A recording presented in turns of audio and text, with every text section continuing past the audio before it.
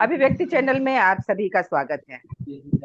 आज के अभिव्यक्ति चैनल को देख के पहले तो आपको लगेगा कि अरे इतने सारे मेहमान हमारे साथ जुड़ गए हैं, लेकिन हमारे लिए ये बहुत खुशी की बात है।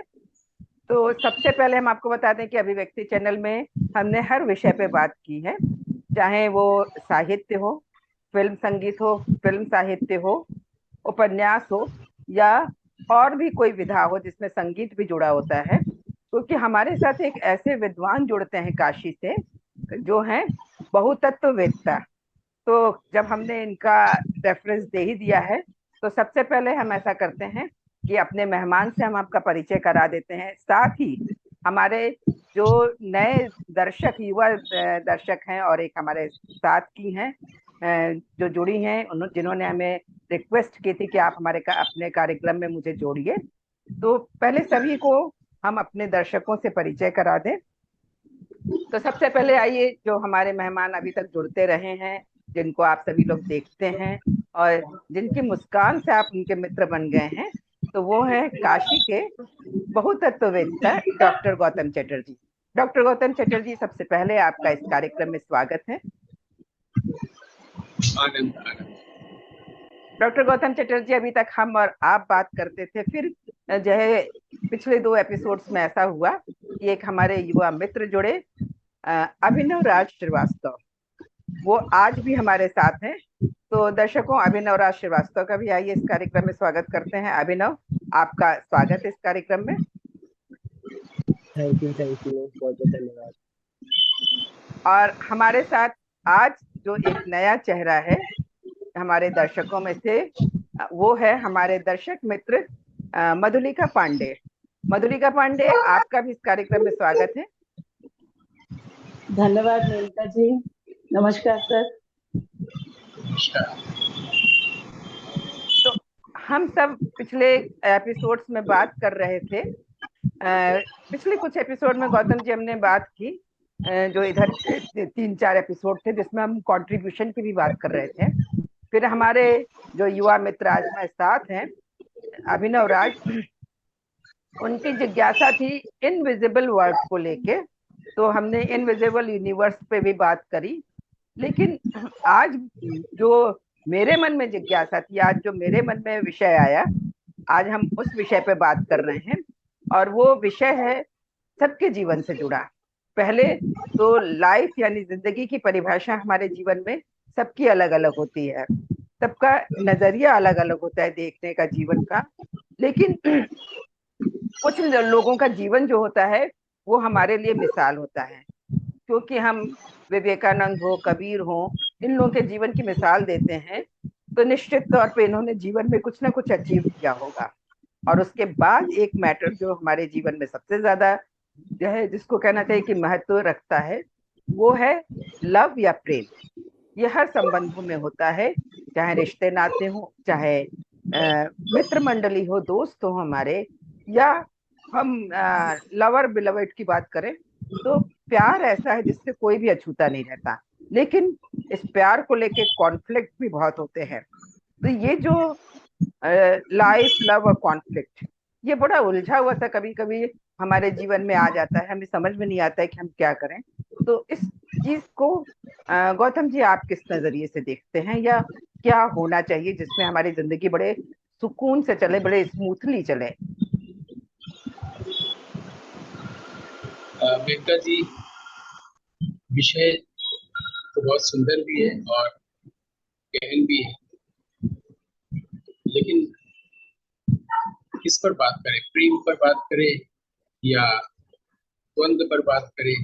क्योंकि प्रेम के बारे में तो ये कहा जा सकता है कि प्रेम पर कुछ नहीं बोलना चाहिए। प्रेम जिस घर में रहता है उस घर का वर्णन कर देना चाहिए, है ना? तो उससे अपने आप उसकी खुशबू पहुंच जाती है। और प्रेम एक ऐसी चीज है जिस पर बात करने की जरूरत नहीं होती है। और बच्चा जन्म लेता है और जब मृत्यु होती है तो प्रेम के साथ ही वो तमाम तरह के आस्वाद और अनुभव लेता है। कभी पहले तो उसको लगता है कि प्रेमी वो है जो उसको मिला है, जिसको कहते हैं जीवन। बाद में उसको पता चलता है कि नहीं, प्रेम में और चीजें भी होती जाती है, फिर कड़वाहट भी हो जाती है, और फिर और तमाम चीजें शुरू हो जाती है, द्वंद्व जिसको कहते हैं, कंफ्लिक्ट जिसको कहते हैं, है ना। तो वो गई बात पूरी। मुझे लगता है कि प्रेम होता है, द्वंद्व होता है, और जीवन इस तरह से बीत जाता है। लेकिन अगर हम लोग गौर करें तो देखेंगे कि प्रेम पर बात करने की जरूरत इसलिए होती है, इसलिए नहीं कि उसकी प्रशंसा करें। उससे प्रशंसा अगर होगी तो बात करने की जरूरत भी नहीं होगी। प्रेम अगर एक भावना है, एक भाव है, तो उसका अनुभव होता रहता है। और जब ईश्वर से प्रेम कोई करता है अपनी ओर से, तो अच्छा है कि ईश्वर की ओर से कोई नहीं करता उसको। भले वो मान ले कि ईश्वर मुझे प्रेम करता है, नहीं तो झगड़ा वहां भी हो जाए, द्वंद्व कंफ्लिक्ट वहां भी आ जाए। लेकिन जब दो व्यक्ति किसी से प्रेम करते हैं, घर में क्यों ना हो, दो व्यक्ति, माँ बेटा या बेटी पिता, कोई दो व्यक्ति, जहाँ पर दो आए और वहां पर जैसे प्रेम की बात शुरू होती है, तो फिर ये होता है कि तुम अगर मेरे अनुसार हो तो मेरा पूरा प्रेम तुम्हारे प्रति है, और अगर तुम मेरे अनुसार नहीं हो तो फिर प्रेम नहीं है। वो सीधे सीधा आ जाता है कि हम फिर डायरेक्ट करने लगते हैं, डिक्टेट करने लगते हैं, और मेरे अनुसार फिर वो सारी चीजें तो फिर बहुत सिंपल सी चीजें, हर व्यक्ति का यही अनुभव है। और फिर एक युवा लड़के लड़की में यही सारी चीजें आती हैं, पुरुष स्त्री में यही बात होती है। विवाह होता है, फिर या तो फिर सेपरेशन हो जाता है या फिर एडजस्टमेंट होता है, लोग एक दूसरे के प्रति उदासीन हो जाते हैं। ये युगों युगों से चला आ रहा है, और इनमें से कोई, चाहे वो युवा एनर्जी हो चाहे वो वयस्क एनर्जी हो, कोई इसको ढूंढने की कोशिश नहीं करता। इस पर लेख लिखता है, इसमें बहुत दिनों तक बात करता है, और लोगों से बात करता रहता है वो, लेकिन ऐसा कुछ ढूंढता नहीं है कि कुछ हम ऐसा एक रास्ता निकालें इसका, जिससे न सिर्फ मेरे पास इस समस्या का समाधान हो, बल्कि पूरी दुनिया के लिए हम कोई उदाहरण पेश कर सकते, है ना। तो फिर क्या आ जाता है कि भाई ईश्वरीय प्रेम ही प्रेम है, वहाँ कोई कंफ्लिक्ट नहीं है। तो मुझे तो लगता है कि अगर उधर भी दो हो जाते तो वहाँ भी कंफ्लिक्ट हो ही जाता। आदमी ने मान लिया है कि मैं प्रेम करता हूँ और ईश्वर मुझे प्रेम करता है, लेकिन ऐसा है नहीं। व्यवहार में तो ये देखने को मिलता है कि जहाँ पे दो है वहाँ द्वंद्व है, और जहाँ द्वंद्व है वहाँ पर कंफ्लिक्ट है, तो द्वंद्व की कंफ्लिक्ट है। जब दूसरा है तो द्वंद्व होगा तो प्रेम नहीं होगा, और जब प्रेम होगा तो द्वंद्व नहीं होगा, क्योंकि दो है ना। तो क्यों नहीं इसको अभी तक सुलझाया जा सकता, इसलिए इसके अनुभव में तो यही है कि हम लोग सिर्फ प्रेम चाहते हैं, प्रेम चाहते हैं, संबंध चाहते हैं, जैसे पशु के साथ हो, पक्षी के साथ हो, मनुष्य के साथ। ईश्वर की बात फिलहाल हटा दे, क्योंकि अगर हम एक पक्षी से प्रेम नहीं कर सकते, पशु से नहीं कर सकते, मनुष्य से नहीं कर सकते, तो ईश्वर तो पता नहीं कहाँ। ईश्वर को जानेंगे तब तो, हम किसी व्यक्ति को जानते हैं तो फिर प्रेम होता है, ईश्वर को जानते ही नहीं है। तो ये जो अब तक इतनी बातें हो चुकी है, इतनी किताबें लिखी जा चुकी है, ये सारी बातें अब तक हो चुकी है, फिर भी इसको सुलझाया क्यों जा सकता है? मतलब समस्या उसी को कहते हैं जिस चीज को हम अभी तक सुलझा नहीं पाए। जैसे ही हम किसी चीज को सुलझा लेते हैं तो फिर समस्या नहीं रहती। समस्या शब्द की को अगर परिभाषित करना है, कोई भी जिसको हमने रिजॉल्व नहीं किया है, कोई भी कोई मसला आया, कोई चीज आया, तो हम उसको सुलझा नहीं पाए, इसलिए वो समस्या है। तो उसको सुलझाए क्यों नहीं? सुलझाना ये नहीं होता कि थोड़ी समय के लिए सुलझा दिया, एक एग्रीमेंट हो गया, एक तो अनुबंध कहें या एडजस्टमेंट कहें, हमारे आपके बीच में एक हो गया, ठीक है हम तुम्हारी बात मानेंगे, तुम मेरी बात मानोगे। ये किशोरावस्था से लेकर के और अंत तक, ध्यान की विवाह भी हो जाता है, पति पत्नी दोनों एक दूसरे के मन के कोने को जान लिए होते हैं, लेकिन प्रेम संबंध जिसको दोनों के मन में है, अपना अपना बेस्ट डेफिनेशन सबका होता है कि मेरे लिए प्रेम ऐसा है, मेरे लिए प्रेम ऐसा है। और वो देखते भी है कि पशु पक्षियों में भी प्रेम है, सब जगह है। और प्रेम में वो भौतिक संबंध को भी शामिल करते हैं और आत्मिक संबंध को भी शामिल करते हैं। सब कुछ करने के बाद भी हम लोग ये देख रहे हैं कि अगर इसको 3-4 हजार साल का माने, अगर रामायण महाभारत के समय से ले रहे हैं या वैदिक समय से भी ले रहे हैं, तो इसको अभी तक मेरे सामने ऐसा कोई उदाहरण नहीं आया है जिसको कहा जाए कि हाँ, इन लोगों ने, इन दो लोगों ने, पुरुष स्त्री ने इसे समझा दिया है और लोगों के सामने उदाहरण रखा है और हम लोग को इनके पद का अनुगमन करना चाहिए।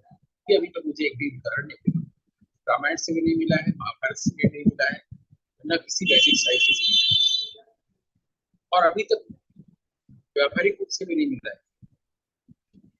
और जहाँ तक मेरा व्यक्तिगत अपना अनुभव है, तो किशोरावस्था में मुझे ये देख गया था, बचपन में इससे क्या है, जैसे किशोरावस्था में कि चीजें बदलती रहती हैं। तो बाद में बताया गया कि ये नेचर है और यहाँ पर चीजें चेंजेबल, परिवर्तनशील। लेकिन मैं ये पाता था, मेरा अपना जो डायरेक्ट एक्सपीरियंस होता था, सीधा अनुभव, वो ये होता था कि मैं तो नहीं बदल रहा हूँ, चीजें बदल जा रही है, दृश्य बदल जा रहा है, नीतियां बदल जा रही है, व्यक्ति बदल जा रहा है, फिर मैं नहीं बदल। मेरे पास बहुत भाषा नहीं थी, लेकिन मुझे ये पूरा अनुभव होता। मेरे पास ये ऐसी अनुभूति थी कि जिसको मैं किसी से कह भी नहीं सकता। बड़ा होने पर पाया कि सचमुच मेरे अंदर कोई भी चीज नहीं बदलती, मैं हूँ। और फिर मुझे लगा कि ये जो लोग चाहते हैं कि स्थायी प्रेम, स्थायी समझ, और हमेशा चीजें परिवर्तनशील है, कुछ भी यहाँ स्थायी नहीं है। अभी इस पर कोई चीज है और अगले पर नहीं है, जीवन नहीं है। तो ऐसे में स्थायी संबंध, स्थायी प्रेम की मांग ही व्यक्ति क्यों करता है? फिर मुझे लगा कि ऐसा तो नहीं, कोई चीज स्थायी होती है, कोई चीज ऐसा होता है जो अनचेंजेबल है, इसको ढूंढना चाहिए। मेरा अपना व्यक्तिगत अनुभव यह था कि मैं नहीं बदल, मेरी लंबाई बढ़ रही है शारीरिक रूप से, मैं देखता था, लेकिन जो इसमें इसको मैं कहता कि मैं हूँ शरीर के भीतर, वो नहीं बदलता था। एक तो मैंने ये देख लिया था। दूसरा देखता था कि क्या ऐसा हो सकता है कि कोई चीज ऐसी है जो कभी बदलती नहीं है, हमेशा स्थायी है। और अगर कोई चीज ऐसी है तो कैसे ढूंढेगी? अगर ये विचार आ रहा है, प्रश्न आ रहा है, जरूर है कि कोई चीज स्थायी होती होगी, तभी व्यक्ति मांग भी करता है कि दुनिया ऐसी रहे, संबंध ऐसा रहे, मेरा घर ऐसा रहे, मेरे पास इतना संपत्ति जैसे बना रहे। हर चीज वो चाहता है चीजें रहे, बल्कि वृद्धि हो। और ये नहीं चाहता कमी हो, संबंध में कमी हो, प्रेम संबंध में कमी हो। वो चाहता है कि ये बना रहे, स्थायी रहे और वृद्धि भी हो। फिर मैंने देखा कि लोग मरते हैं, मृत्यु होती है, और हर व्यक्ति चाहता है कि मैं न मरूं। यानी जरूर ये भी कोई एहसास होता होगा कि मैं मरने वाला व्यक्ति नहीं, मैं मरणशील नहीं, तभी वो ऐसा चाहता है। लेकिन वो उसका कुछ समाधान ढूंढ नहीं पाया। व्यक्ति चाहता है कि प्रेम स्थायी हो, संबंध स्थायी हो और मेरी मृत्यु न हो। इस चाहत, ये चाहत मुझे सही लगा। और मुझे लगा हाँ, ये चाहत इधर कहीं है और उसका समाधान भी है। व्यक्ति इसको ढूंढ नहीं पाया। जो व्यक्ति ढूंढा है उसको हम लोग महापुरुष कहते हैं, ऋषि कहते हैं, योगी कहते हैं। लेकिन वहां भी देखते हैं कि वो संसार से कहीं अलग चले गए होते हैं या संसार का निषेध करते हैं, इंद्रिय निग्रह करते हैं, बोलते हैं हम सेंसेस पर कंट्रोल करें, संसार को छोड़ें, संसार माया है आदि आदि है। तो फिर किशोरावस्था में मैंने ये ढूंढने की कोशिश की, इसको जरा समझा जाए। दुनिया अगर माया है तो फिर दुनिया में नदी है, पर्वत, सब चीजें हैं, क्या उसमें कोई चीज नहीं है? फिर मैंने देखा कि बाहर ये दुनिया है, विश्व है, उसका जो इम्प्रेशन है वो संसार है। हमारे पास इम्प्रेशन बनता है बाहर क्या चीजों को लेके, अनुभव से इसकी मेमोरी बनती है, स्मृति बनती है। वो जब रिस्पॉन्स करता है बाहर की किसी घटना से शुरू होकर, उसको हम माइंड कह रहे हैं, ठीक है। तो और लोगों की आदत पड़ गई है अंग्रेजी शब्द बोलने की, माइंड। हमने पाया कि माइंड ऐसी कोई चीज नहीं होती है, जो भी अनुभव होता है वो मेमोराइज होता है, मेमोरी रिस्पॉन्ड करती है। इसको लोग थॉट कह सकते हैं थोड़ी देर के लिए, उसको लोग माइंड कहते हैं। और संसार जो होता है वो वही मेमोरी का जो रिस्पॉन्स है, वही संसार है। बाहर जो है विश्व है, उसमें कोई प्रॉब्लम नहीं। फिर हमने देखा कि जब हम इस रिस्पॉन्स को नहीं लेते, मेमोरी का रिस्पॉन्स इसको माइंड कह रहे हैं, तो एक पूरे विश्व भर में या हमारे आसपास हमारे भीतर एक ऑर्डर, ऑर्डर है का मतलब एक रिदम है, और वो अनचेंजेबल। जो बचपन में मुझे लग गया था कि मैं अनचेंजेबल हूँ, और कोई चीज ऐसी है जो अनचेंजेबल है, जहाँ पर मृत्यु भी नहीं है। और जब हम वो अनचेंजेबल दशा से किसी से जुड़ते हैं, और उस व्यक्ति का जो रूप है, उस रूप को से संबंधित नहीं होते हैं, उस रूप में उस अनचेंजेबल स्टेट को देखते हैं, तो संबंध भी स्थायी हो जाता है।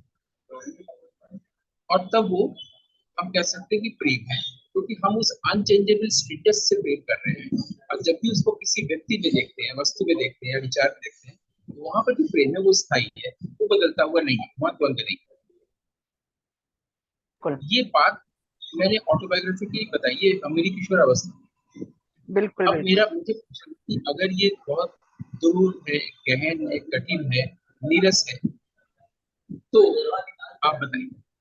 हम यही जानना चाह रहे थे कि हमारे जो दर्शक मित्र जुड़े हैं, अभिनव से सबसे पहले हम जानना चाहेंगे कि अभिनव क्या कहते हैं लव या प्रेम के बारे में, कि वो उनको कितना समझ में आया, कितना इटर्नल है, कितना शाश्वत है।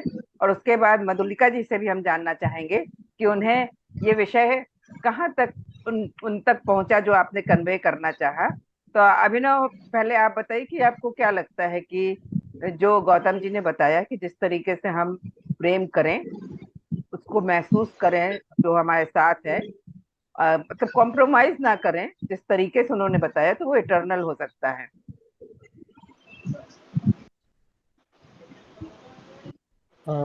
जैसे अगर लव की बात करें हम या प्रेम की बात करें, तो प्रेम हमारा अलग अलग प्रकार में होता है।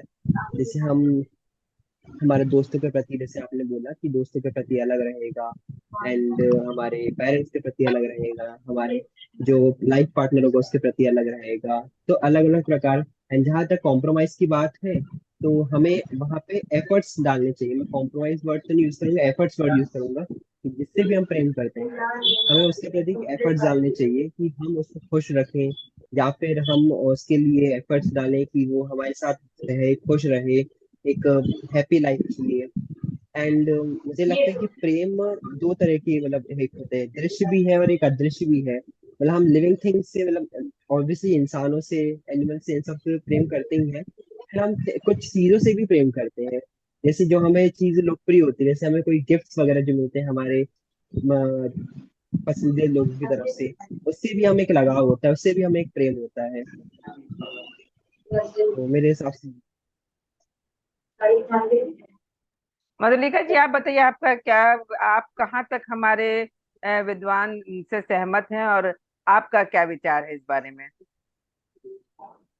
मेनका जी, मेरे लिए मैं ये मानती हूँ कि अगर हम ये कहें कि इतना हमारे लाइफ में इतने सारे लोग जुड़ते हैं, माता पिता भाई बहन, इतने रिश्ते होते हैं, तो सबके प्रति प्रेम तो अलग ही होता है। बट मुझे ऐसा लगता है कि प्रेम की अभिव्यक्ति आवश्यक है, क्योंकि प्रेम को मन में रहकर हम ये सोचे कि सामने वाला हमें समझे या समझ लेगा, तो मुझे नहीं लगता कि ऐसा हो पाता है। और दूसरी बात है, एक प्रेम अलौकिक है जो ईश्वर के प्रति होता है। लोग प्रकृति से प्रेम करते हैं, जैसे कि हम लोगों ने पढ़ा है कबीर, तुलसी, इनका जो जो प्रेम है वो ईश्वर के प्रति है। तो मेरा जो कबीर है वो जैसे अपन मानते हैं कि कबीर का मानना है कि भाई कर्म ही प्रेम है, कर्म करिए तो भगवान से अलौकिक प्रेम है। तुलसी का अलग मानना है, पर सामान्य जीवन में सामान्य जो लोग होते हैं उनके लिए कई रिश्ते हैं, उनके अलग रूप है। माँ का अपने बच्चों के प्रति, पत्नी का अपने पति के प्रति, माता पिता का प्रति, हर रूप में अलग अलग है। तो मेरे हिसाब से प्रेम की अभिव्यक्ति हर रूप में आवश्यक है। और मेरे लिए प्रेम की परिभाषा है एक दूसरे पे विश्वास करना। यदि हम एक दूसरे पे विश्वास करते हैं तो वही प्रेम है, चाहे वो दोस्तों पे हो या किसी रिश्ते में हो या किसी के प्रति भी हो। तो मुझे ऐसा लगता है। आप दोनों से हम ये कहना चाहेंगे कि हमारे विद्वान ये कह रहे थे कि हम ये जितने भी प्रेम आपने बताया, चाहे अभिनव ने बताया, चाहे मधुलिका जी आपने बताया, तो ये प्रेम कहीं ना कहीं जाके एंड हो जाते हैं या इनमें कॉन्फ्लिक्ट आ सकता है। लेकिन अब मैं अपने विद्वान से ये जानना चाहूंगी, गौतम जी से, कि जो अभिनव ने बताया कि प्रेम अलग अलग होता है और मधुलिका जी ने भी बताया, तो आप हमें 3 मिनट में कम से कम, क्योंकि समय भी कम है हमारे पास, 3 मिनट में आप ये बताएं हमें कि इनके कहने से आप कहाँ तक सहमत हैं और इनके कहने में क्या सुधारा जा सकता है जिससे ये प्रेम भी शाश्वत हो जाए। नहीं, देखिए, पहली बात मैं अभी शाश्वत प्रेम क्यों नहीं चल रहा। मधुलिका जी ने जो कहा पूरी तरह से मैं सहमत हूँ। अभिनव जी ने जो कहा उससे मैं पूरी तरह सहमत हूँ। और एक और इस सुधार बस ये चाहूंगा कि विद्वान नहीं कहा जाए मुझे, विद्वान ममता मधुलिका जी, मैं आपसे कह रहा हूँ कि इसमें बस सुधार की जरूरत नहीं है संबोधन में, वरना सबसे मैं सहमत हूँ। मेरा सिर्फ एक प्रश्न है, हो सकता है कि उसको हम लोग अगले अंक में सुधारने के लिए जा सके।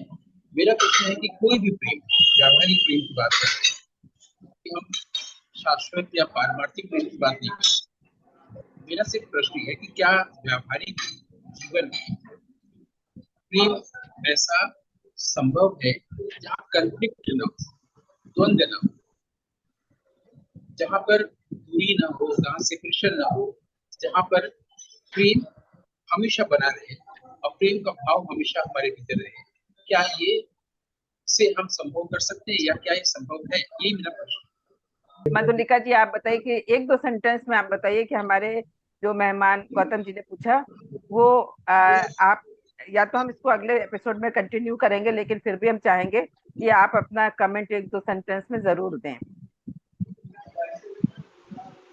मेनका जी, मेरा ये मानना है कि प्रेम का जैसे सर ने पूछा है, तो मैं ये कहूंगी कि यदि हम एक दूसरे के प्रति एक अच्छा सामंजस्य रखते हैं और एक दूसरे की समस्याओं को समझ सकते हैं किसी भी रिश्ते में, तो प्रेम को शाश्वतता की ओर ले जाया जा सकता है। या ऐसा कर सकते हैं कि हाँ, आपस में संघर्ष वैसे मुझे नहीं लगता, वो तो होंगे क्योंकि हम मानव हैं, पर शायद कम हो सकते हैं। अभिनव आपका क्या कहना है कि हम क्या करें कि कॉन्फ्लिक्ट जो कह रहे हैं गौतम जी वो ना हो। खुद से प्रेम करना, क्योंकि हम दूसरों से तो करते हैं पर अपने अपने ऊपर ही एक कुछ कमियां ढूंढने लगते हैं। तो मैं तो ये कहूंगा कि जैसे हम खुद से प्रेम करें तो ज्यादा बेहतर है। जैसे हम अगर एक सीरीज की वजह से मिस्टर बीन है, तो हमने वो सब देखा है मिस्टर बीन किस तरह से खुद सी चीजें करके हैप्पी रहता था, हमेशा खुश रहता था। वो जो भी चीजें करता था उससे वो खुश रहता था, मतलब वो खुद से प्रेम करता था actual में। चलिए तो ठीक मेरे है, को नहीं अब लगता। अब हमें समय भी इजाजत नहीं दे रहा है, इसलिए ये चूंकि विषय बहुत रोचक है, तो डॉक्टर गौतम चटर्जी आपका इस विषय पर जो आपने दिया हमें जानकारी, उसके लिए बहुत बहुत धन्यवाद। लेकिन अगले एपिसोड में हम इसी विषय को कंटिन्यू करेंगे और हम चाहेंगे कि हमारे ये मेहमान अगले विषय में भी, अगले एपिसोड में भी इस विषय के साथ जुड़े। तो आप सभी का इस एपिसोड के लिए बहुत बहुत धन्यवाद। धन्यवाद मेनका जी, धन्यवाद।